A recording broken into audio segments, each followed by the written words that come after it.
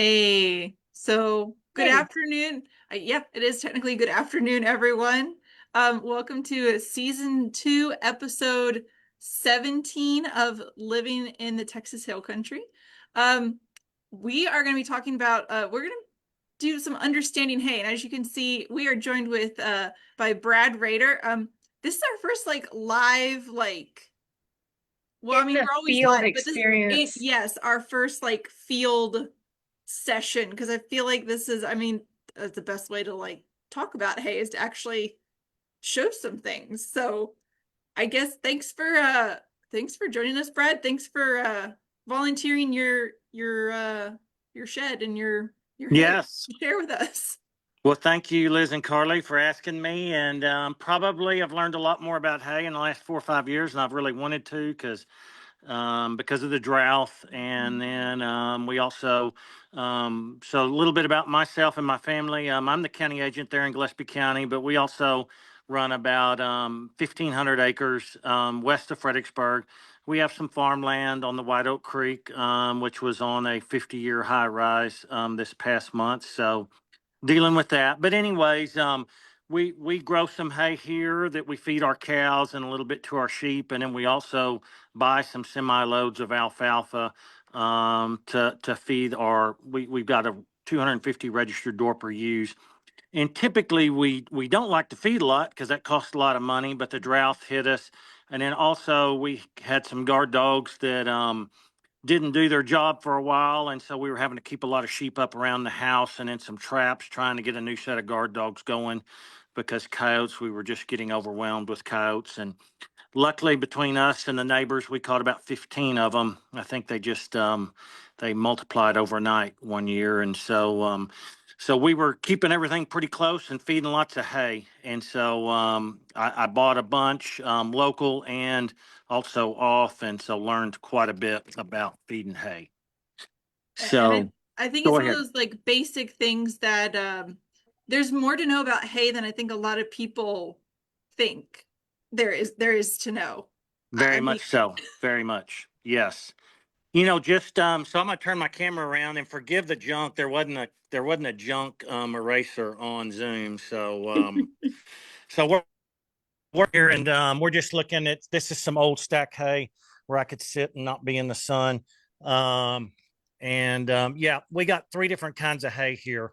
Some oat hay, some premium alfalfa, and then the hay in the back is some lesser quality alfalfa. So right there, just off the beginning, we've got three or four, or I have three or four different kinds of hay sitting right here in my barn. And so that can definitely, for somebody that's a novice, just be confused about that.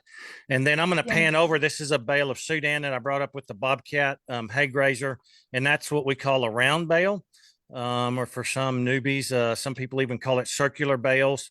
Let me step to the side, and you can see I was how gonna say the dimensions I of was it. trying to explain to my daughter that hay comes in really big. I told her I was like, it's a giant marshmallow, is what it looks like. I mean, and from up north, we used to like they would wrap them so they would stay dry with the snow. So they literally looked like giant marshmallows. But I don't think I've never seen y'all like wrap it in Texas. So actually, they don't wrap them here. What you were seeing was haylage, Liz, Okay. and so that's a form of silage. And we did have some people the last 3 or 4 years trying to wrap them here. Okay. And one of the problems with haylage is you've got to feed it within a day or two, the whole bale. And so unless Mm. you're a feedlot or feeding quite a few animals in this heat, when you open that bale, the haylage will go bad right away.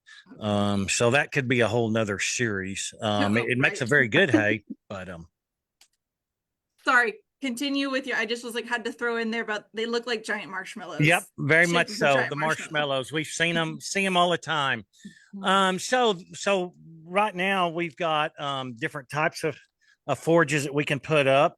Obviously, we have different size of bales from the round to the square, and even in the squares, in both those, there's different sizes, and that can affect your weight tremendously. Then we have the maturity that the hay was cut. If we cut it when it's young and growing, we're going to get a really high quality hay. If we wait and cut it when it's starting to head out, we're going to get a hay that is a lot more tonnage, but we're also going to have a lot lower quality. How much fertilizer the producers put on it, and we all know fertilizer's bringing all-time highs right now. Next is weeds. Whether the farmer did a good job controlling his weeds. With our hay grazers, we don't see a lot of weeds. With oats, probably not. In alfalfa, you can get some that have a lot of weed in it. And then we went over bale type a little bit, and then we also whether it got rained on or not. So we have all those different factors that can kind of determine the quality and then the price of hay. Well, and I guess I do have a question for a lot of people because I think this is something a lot of people is what is the difference between straw and hay? So this right in front of me is oats, and so it looks almost like straw.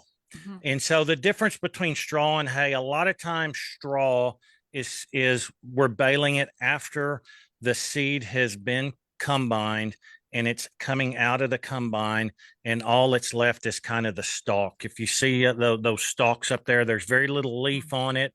Great for bedding animals because it's fluffy and it doesn't compact, but very, very little nutritional value. We might use it as a filler if we grind it up, but very little. This hay right here was probably baled in what they call the boot stage. I do see some seed, actually probably even further along on the side. Here's some seed if you can see. And Oh so yeah. as we look at oats and even hay grazer, those seed heads can tell us at what point of maturity it was baled at. So straw is normally oats, or will they use Wheat, wheat? wheat, Okay, they will use wheat too. Okay. yes, Okay. yes. And probably even like triticale, there's probably a few other varieties that are lesser known that might get used for straw too, but probably the majority of it, and probably the majority of it is wheat because that's what's grown the most here in the United States. So, and I know that things have gotten a lot easier with transportation now, but are there certain, I'll say, types or varieties of hay that are common in the hill country or utilized? Very much so. Okay. So the hay grazer over there, let me walk over, is very common. And in a coastal Bermuda, which is horse hay, typically, or Klein grass are kind of the three that are really common here. If you can see, we'll pull off some of this. Hay grazers, a lot of tonnage here when it does rain, very fast growing. So a lot of people plant this for cow hay and really like it. As you can see, we've got some seed heads in here. So um, it was baled after it, probably right when it was going to boot. Um, and sometimes the farmer doesn't have any control over that because we get a rainy spell for 2 weeks and he can't cut. We had that this year. Hmm. And so he wants to cut it right before it seeds out, but all of a sudden we get a week of rain in the forecast and he can't put it on the ground because it'll get rained on. So we have to have about 4 or 5, probably even more like 7 or 8 days of dry weather there before they can bale it. And so you keep saying tonnage, and I think you use the term boot. Yes. What do those mean? So tonnage just means the amount of weight. Okay. And so, like, if I have a field and I cut it when it's like hip high and it's really young and really growing, high quality hay, or I can wait until it gets head high. And actually, I'm going to make twice the tons or twice the weight off the same field if the growing conditions are right. But I'm going to sacrifice some quality. So it's just all depending on what you're going to feed it to. If you're just going to feed it to a bunch of cows, typically a little more tonnage is positive. If you're going to feed it to maybe some sheep or some growing calves, then we want something that's a Mm, little higher quality. Um, gotcha. Is so there go ahead. is there a weight that it should be, or is there like an average for round bales and square bales? Well, and so yes and no, but you have to know the size. So I think this, and forgive me, I think this is a 4x5 or a four by Mm, four bale sitting right in front of me. And so a 5x6 is also another common size that you can grow around here. And if you add another foot onto the side of this, you're significantly increasing the weight, like by 40%. And so the size of the round bale makes a huge difference on what it weighs. Sure. So, you may say, well, why would I care if we haul this hay down the road and we go to a 5x6? You're going to be 10, 12 foot wide if you stack them two. And so that's too wide to go down the road. So if you're hauling hay, you actually maybe want a little smaller bale.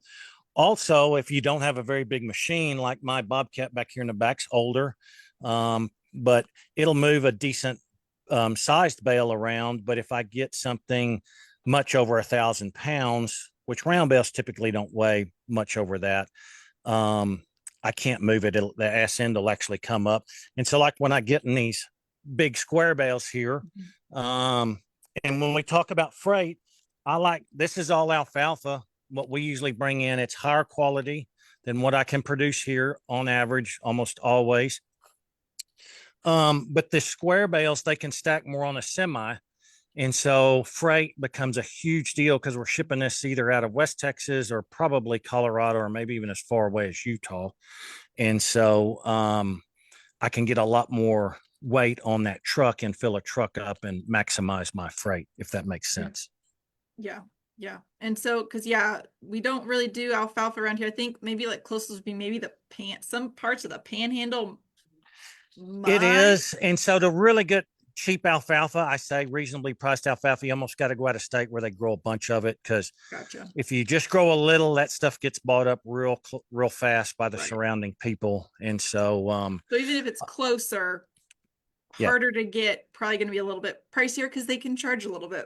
Yes, exactly. Because there's more, that supply and demand comes into play. If you wonder why this bale in front of me is eaten up so bad, it's actually deer coming in our shed here. Usually we'll fence this off, but that's actually deer damage. And so that right there tells you which is the best bale of the three. Yes. Yeah, I was gonna say alfalfa is one of those in the wildlife field we call them ice cream plants where everything wants to eat it because I can't say it tastes good necessarily, but it's got really good, like the nutrition is there, so it's they get a lot more bang for their buck. One of the other one of the other ones that we grow here just in South Texas is peanut hay. Peanut hay is very variable. And so I found that I could get coast or alfalfa in probably for about the same price, maybe a little bit more. But my consistency from year to year dealing with the same broker has been better. And so that's why I've kind of stuck with the alfalfa. And so alfalfa in general is kind of like a catch-all term for anything. So like alfalfa is a legume, so like your nuts, which is what peanuts are. Would that be correct? Like alfalfa is just a general overall term. Do they have different? Well, they got different varieties, but no, Okay, alfalfa is the plant. So okay. yes, it is a species of its own. And but they have tons of different varieties. But typically when we buy it, we just buy alfalfa. So we don't actually ask for the variety. I was gonna say alfalfa is normally really dense, and I feel like it's heavier. Like I remember having to haul around alfalfa. It's not fun to haul around. Well, I was going to say with these three bales here, I bought this on one truck because I was trying a new broker. And so we priced it by the bale because he would have had to weigh 3 times because we had oat hay at a price, the premium alfalfa down here at a price, and then the Sawyer alfalfa, or what he called the cow hay, at a different price. And realistically, he priced it by the bale, and I just brought a truckload in. But actually, the best value, even in terms of tonnage, may have been the premium alfalfa because the bale weighed probably 200 to 300 pounds more than the sorry alfalfa, which weighed 200 to 300 pounds more than the oat hay. And even though the oat hay was the cheaper bale, it actually, if I would have done it on a tonnage basis, it might have been the most expensive. So that's where you really get into when you're buying hay, knowing the weight and what the bales weigh, or buying it by the ton can actually be a better deal than buying it by the bale. If you're buying hay local, you're going to buy it by the bale. Probably the producer may take a bale and go weigh one or two and get you an average, but most of the time locally we're going to sell hay by the bale. Gotcha. Carly, were you going to ask a question? Yeah, so you said that you've got some hay grazer in there, some alfalfa and some other stuff. How do you, I guess, if you've never bought hay before, how do you know what to go get? So it really depends on what you're gonna feed it to. If you're gonna feed it to cattle, which a lot of the hay in our county's fed to around here, Sure. any type of this hay will work. Hay grazer would be a good one for what we call just filler. And we do put up some hay that's pretty good, but typically hay grazer is going to be about 8 to 12% protein. And so the cow can live off that, but you may have to supplement some.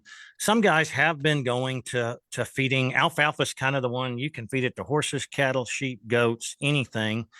Your price is going to be higher because it's a premium hay and we're shipping it in.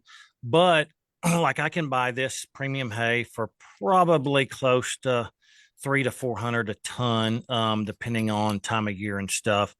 And it's going to be 12, probably even more like 15 or 16% protein. And my cubes are running probably 20% protein, but I'm paying 600 a ton for them, or right around there. So I could possibly feed this alfalfa, even though it's a little more of a pain than I could feeding cubes and come out dollars ahead, if that makes sense. So it really depends on the class of livestock that you're feeding. Really will determine what kind of hay you're going to buy and what kind of quality you need. Because younger animals need better quality hay. The rumen's not as developed. They need more energy. Their belly isn't as big. So if that all makes sense. Yeah. It does. And you mentioned a lot about quality. What are some different factors of quality? So one of the easiest ways is to just get a hay sample run, because you can ask all the questions. When was it baled? Was it rained on? Did you fertilize it? But pretty much universal, we have some hay tests that we can run. And literally, as we were sitting here talking, my hay show results come in. I was Oh, hoping to have nice. those back for the Gillespie County Fair. And so we August 1st is a deadline, so you've already missed it. We take samples, send off whatever gets brought into the feed stores there in Fredericksburg, and we have a hay show at the Gillespie County Fair and get free results for producers. So it's a pretty neat deal. And two of the things, three, we look at three things for that hay show when we get a hay sample back. We look at crude protein, we look at ADF, which is acid detergent fiber, and then we look at nitrates. So those are the three things. There's other tests you can run if you're in the dairy industry or maybe feeding really high end dairy ration or something. We could look at a lot of different variables, but those are the kind of three that the test will get back to us. Um, Obviously, we want crude protein. The higher, the better. Except on hay grazer, we get up above in this above 15, 16%. We may get high nitrates, which is over 1% nitrates is considered poisonous to livestock. And so typically the higher protein hays have that, not always. And so in the hay show, anything over 1% nitrates gets kicked out of the hay show. And then the acid detergent fiber. So what they do is they take just acid that's in the rumen or equivalent of that. They put it on hay and see what doesn't dissolve. And so, like a typical hay grazer, a really good one, about 30% would be left. And so we call it ADF of 30% is pretty good for hay grazer. Getting up 35 to 40 is sawyer hay. So that hay would be undigestible by the livestock. So it's literally just what we call a pass through, going out the rumen, going through the rumen and coming out the other end. Gotcha. So it's basically like a digestibility index Yes, is what that 100%. is. It's like because what I think corn is one of those things. I realize that it's not hay, but corn's one of those things that is really not that digestible. Am I correct? Well, it is and it isn't. And Okay. I hate to say it, I have to look it up, but the nutrients are very the nutrients that are digestible are very quickly digested, and so we do have to watch out with corn where we don't have to with hay is called acidosis. Yeah. The cattle will get so many nutrients out of it so fast, the rumen can't keep up, the microbes can't keep up, and it can actually kill them if we feed too much corn or too much grain. Where hay is very typically very, very safe. If we're not high in nitrates, we can feed all the hay we want, and we don't have to worry about an animal getting sick. Right. Yeah. So, and I didn't know that y'all had like a hay show. Like, I did not know that that was like a thing. I mean, I guess it's human condition to turn everything into a contest, to be honest. So, Yes, it is, and it's really we do it for free, so the producers know what they're feeding their cows. gotcha. Nice. So yep, but and there's some people that are pretty competitive, obviously, but they do have to bring up a whole bale now. We used to have the guys that would would bale and cut like where they're like put all their hog manure on, and so it was Oh, really really good hay, but we ended a little bit of that. They got to bring us a whole bale now, and they just can't bring us a half a bale. Or just gotcha. So, where do y'all send off for your testing? we send them off to Texas A&M, the Okay. soil and water testing forage lab. I don't the Okay. name's a mile long, so takes about 2 weeks to get results back. So from the time you take the sample, we do have hay probes in our office. You can come by and check out, take a sample overnight at A&M, or mail it to A&M, or send it with a college kid. And usually 2 weeks to 10 days, we'll have our results back unless they're slammed for some reason. Gotcha. So that's something that somebody can do if they, are trying to test the quality of hay that they are Exactly. buying from somebody, and you're like, do I actually trust this person, or am I just taking them on their word? Yep. And some producers will do that ahead of time. Others, they know the quality of their hay. And like I said, a lot of people are just feeding cows. So for filler, like when it gets really icy or something like that, or they need a bale when they need something in the pen. So quality, we want also quality usually means they will eat it better. Um, and so you do want some decent quality just so the palatability is good and the cattle will eat it and not waste it all. Because there's no reason to put a bale of hay out there and they waste 70% of it. You could buy a lot more, you could buy higher quality hay at a higher price and only feed them half and be better off. Yep. So, I was gonna say, I just had a thought and lost that train of thought. Um, yep. I had It'll come I back. had one for storing it. Are there any like do's and don'ts with storing? Like I see yours is kind of neatly stacked and definitely. um I'm glad you brought that up. Let me turn that back. I'm going to turn my camera back around. I'm going to show you. So if you noticed, all the all the square bales are under a roof. If you can see, we're in the barn, full of junk, and then the round bale I actually brought from outside. So square bales don't shed any water. And so if this gets rained on, and it will almost just rot, turn to mulch inside, depending on the amount of rain. And so we get hay like that at times, and that's one thing you do have to watch out for. If it was rained on after it was baled, it will have mold all the way through it. Which a little mold's not bad. We feed it, but I mean we'll get big sections sometimes where it's been rained on. People try to tarp it, works good for a short period of time, but really a metal roof is what you need. The round bale, if you can see, it's circular. um it will actually shed some water, and so it'll kind of grow a crust, almost like cheese. Probably it'll grow a crust of some moldy rotten hay around the outside, and this will help shed water too. Like the worst thing we can do, like we just had the big flood. We got like 17 inches of rain. If it's on an older bale that's been up for a while and been cured, it'll a lot more shed off. We got it on a lot of fresh new hay, and we probably got 8 to 10 inches of ruined hay on every bale, Wow. even on top where the water soaked in. So obviously we can't control that, but that's just one thing.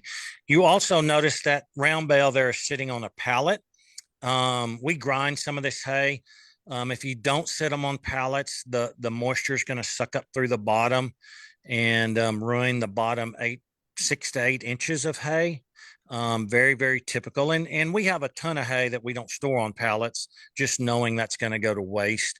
But all of this that's brought in the barns, if you look down here, you can see is on a pallet.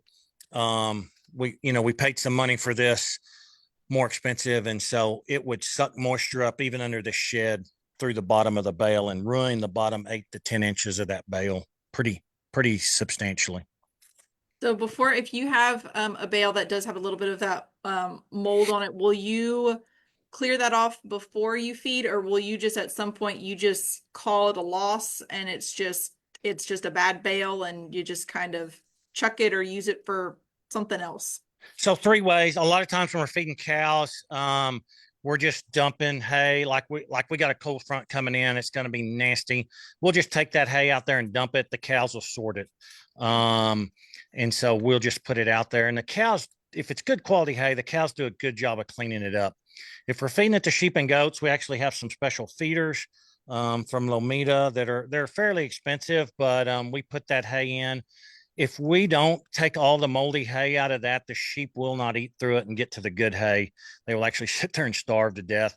And so when we're feeding sheep, we actually will try to remove a lot of that moldy hay out of there simply because they will not eat it. Where a cow, they will I'm tear it gonna go apart. looking for it. Yeah, they may not eat it, but they'll move it to the side and tear the bale apart. Just a lot more aggressive. And then I'm going to turn around here. So we hadn't showed you this, but this is one of our grinders. We grind feed and hay with this, small square bales, which is something we hadn't talked about. But then we set on the cows, this back here's a TMR machine. We brought this for about 20,000, thinking we could make our not our alfalfa, but our hay grazer. We could grind it up with this and feed our ewes.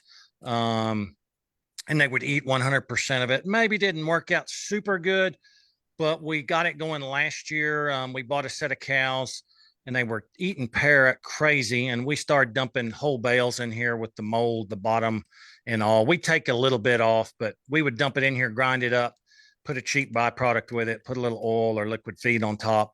And those cows ate 100% of that hay. So So is that the benefit of feeding, grinding versus feeding a whole bale? Is one, yes, you can add some extra stuff, but two, you can kind of mix in some of that hay that may, be a little bit moldy, and they're more apt to eat everything 100%. because it's just, you're mixing in it's kind of like mixing in your veggies, hiding the veggies for your kids. It's just, in this case, it's, yeah. Yeah, and so last year we grew up. We had a lot of rain in July too with the Kerrville floods. We grew a lot of KR, and we had some rank fields that or some flats that the cows they just were going backwards. They were eating pear. They weren't doing good. So every day we would feed on a new spot of that KR, that rank KR, and the cows would eat all the old rank KR too. And of course, they would poop there and mess up the area. So we'd move over 10 foot. Mhm. So we didn't even have to have any expensive feeders, anything really to feed it with. And we did it for about 45 days and worked really, really good. And then we weaned the calves off and kicked the cows into a different pasture. So it worked really good. So can you, with those grinders, is that something that you have to purchase those, or could you buy or purchase already pre-ground?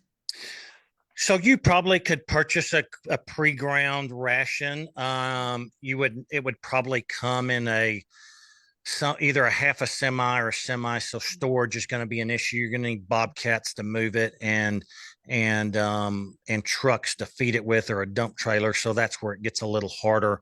That hay's pretty bulky. It doesn't run through an auger, and so probably realistically just spending the money if this is something you really want to do, probably 20 to 30,000 for a decent machine. You might find 110 to 15, somebody just wanting to get rid of it or something, but I think this one was 22, and that was 7-8 years ago, so it might even be worth more than that. But just it's probably easier just doing the mixing here it yourself and then taking it and putting it out rather than probably buying it. Sure. I guess, I'm assuming when it comes to hay, a lot of the time is you pretty well will order your next batch of hay whenever you're like on your last couple of bales, correct? So Correct. Because okay. storage space, we are building a bigger hay barn here, so we can maybe buy during the summer when hay's a little more available. That's one thing. If you wait until fall or Christmas, a lot of hay's been sold.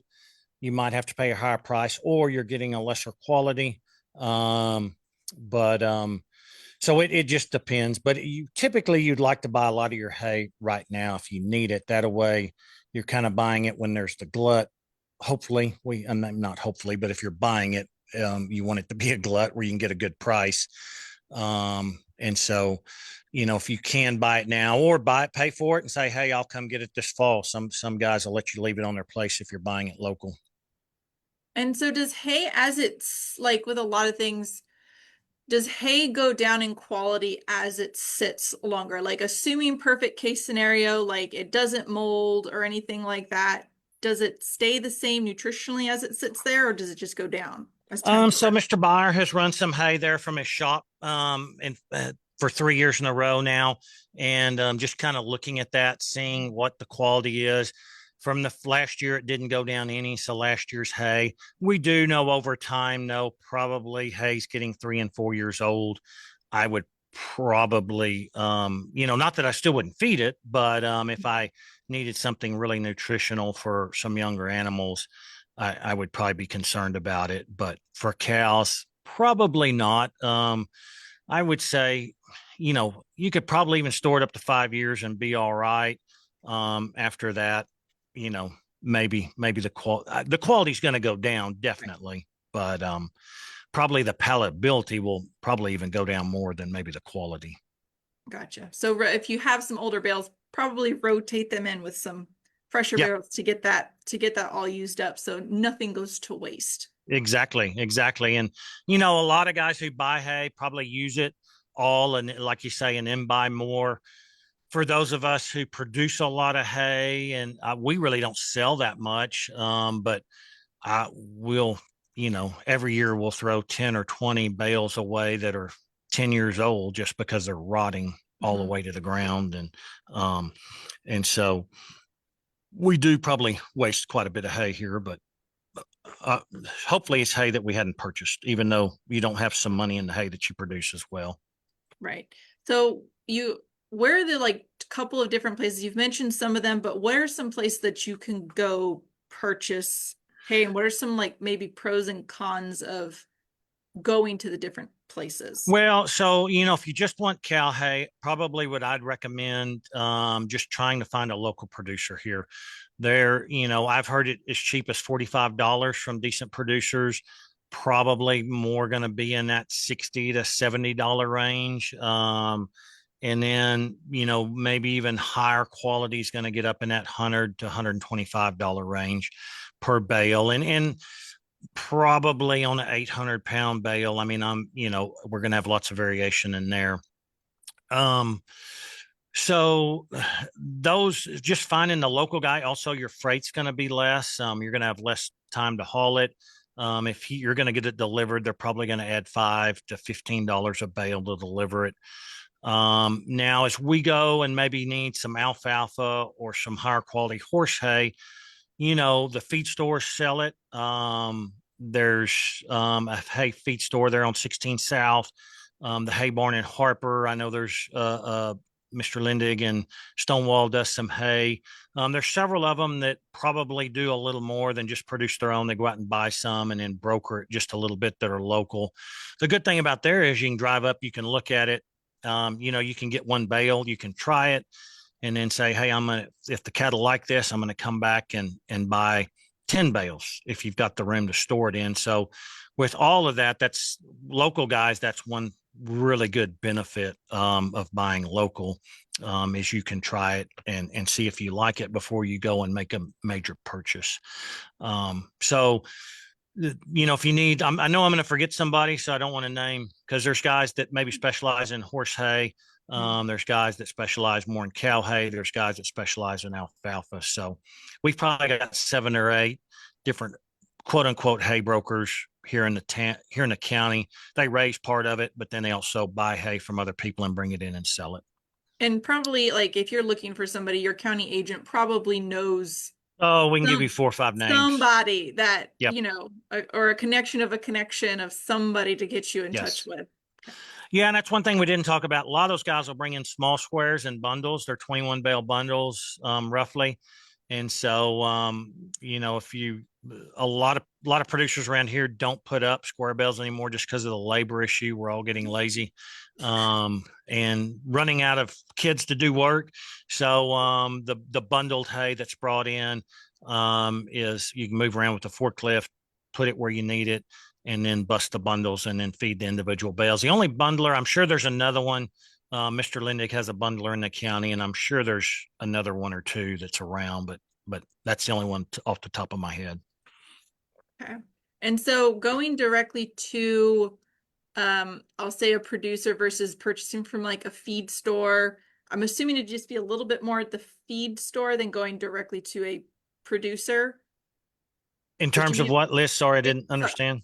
sorry, in terms of like cost, I'm assuming going to Oh, a yes, feed yes. store a little bit more, but you get probably a little bit more choice and maybe some, yeah, So actually, choice in regards to type and quality. at the feed store, they try, and I say try, to keep the highest quality hay on Yeah. hand because they're feeding horses high end stock, and you're usually going to pay more, but the consistency usually is there.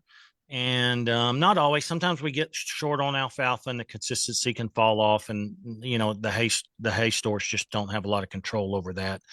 But and they store it for you, so you can go and buy 2 or 3 bales at a time. If you want to buy volume, then typically the feed stores are not the ones to buy the volume through. Gotcha. Going through a broker or somebody local is going to get you a cheaper price. But then you're going to need the ability to unload it at your house and a place to store it, if that makes sense. So if you have more of like a hobby, I'll call it, I hate to call it a hobby farm, but Yeah, we're all I- hobby farmers, yeah, addicted to it. just a few animals here and there, probably the feed store's the place for you. But if you have a large quantity of animals to feed, then yeah, producers probably maybe the route to go. You can get large quantities and Ten places four. to store it. Yeah. Yep. Yeah. All right. Well, Cool. Carly, I was gonna say, is there anything? I feel like we've covered our bases pretty good. Is there anything that we've missed that you wanted to talk about, Brad? Yeah, we've covered a lot. One thing when you go, I bought a lot of hay over the last couple of years, especially in 2011. A lot of people got burned, which is because there wasn't any quality hay out there. I will say this: if you buy enough hay, you're gonna get screwed on a load. Let's just put it that way. And if you buy enough hay, you're gonna think you got screwed on a load when you probably really didn't. So, we bought a bunch of peanut hay back in 11 just because the only thing we could get. The first load, the cows ate it. Or actually, the first half of the load, the cows ate really good, and then it was like the second half, which there was no difference. They just decided they stuck their nose up to it. It was weird. So, sometimes how hungry they are. Maybe it had rained a little bit, and they had a little more forage quality out in the pasture, and they just wouldn't eat any of the hay we put out there. So buying hay can be frustrating at times. I will say this: find you a good producer, find you a good feed store that you can trust. And they're going to be honest with you. If the quality isn't quite maybe what you've gotten in the past, they're probably going to tell you. And that's the main thing I think we need to look for when I buy hay. I found a broker that I really like. I've gone outside of him a time or two and probably got burned, and so he'll probably be one that I stick for my alfalfa. Mhm. We don't, that's all pretty much we get shipped in. So I don't have a local producer that I can just call and drive over and look at it. So finding somebody that I can trust has been a costly game probably to find him, but now we're doing good. Awesome. Well, Brad, thank you for spending your lunch hour talking about hay. I realize it's part of your job, but um, hopefully everyone learned something. I know I did. Before this, I told Carly, I was like, I don't know much about hay. I mean, I rode horses when I was younger. It would help feed them, but I knew there was alfalfa. I knew there was coastal. I knew there was hay grazer, but that was about the extent of my knowledge on hay. Yes, it is. Just and your senses can tell you probably a lot. You bust a bale open, if it smells good, the animals eat it good. not loaded with a lot of weeds, probably you've got a pretty good hay. Not that we can't have some of those that don't have a lot of crude protein or have a high IDF, but typically if it passes our eye test, our smell test, the animal's palatability test, that's three big tests right there that just the naked eye and our senses can tell you if you've got a decent hay. Yep. Makes sense. Well, Carly, you got any last minute thoughts or questions, and we'll wrap it up. Nope. I learned a lot, like you said. I was gonna say I didn't know a whole lot past that either. But yeah, very helpful. Thank you. But, Well, all good right. deal, guys. Thanks for having me on. And always, if somebody wants to come look at the machines or see how we use them, we're not using them right now, but we will. But we can sure talk about grinding hay and getting more specific on that, because or the haylage. I would probably send them somewhere else for that. But if somebody's really looking at feeding a lot of hay, come talk with us and we'll go over some other stuff. Awesome. Cool. Well, Thank you. sounds good. Thanks again, Brad. Hope y'all have a great rest of your Tuesday afternoon, and we will see y'all later. Thank Bye, you, everyone. guys. See ya.